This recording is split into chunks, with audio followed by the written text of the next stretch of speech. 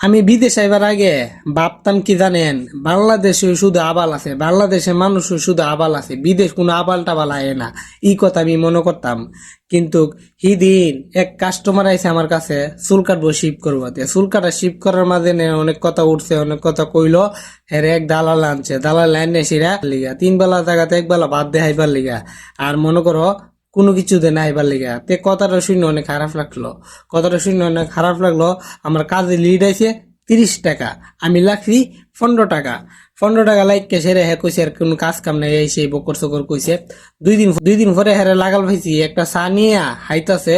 হায় সেরা মোবাইলটা ফিসের পকেট হতে লাগছে, মোবাইলটাতে ফিসের পকেট হতে লাগছে, মোবাইলটা অর্ধেকটা মোবাইল বাইরে লিছে। আমি কইলাম এ ও কা, কি অবস্থা আসেনি বলো? ভালো, তুমি বলো নি? আমি কই জি ভালো আছি। আপনি যে মোবাইলটা ফিসের ফকটতে লাগলেন, মোবাইলটা তো তাফাদানি লেগে আপনি আইছেন নতুন, মোবাইলটা তাফাদানি লেগে আপনি বিপদে ফিরে দেবেন গিয়া।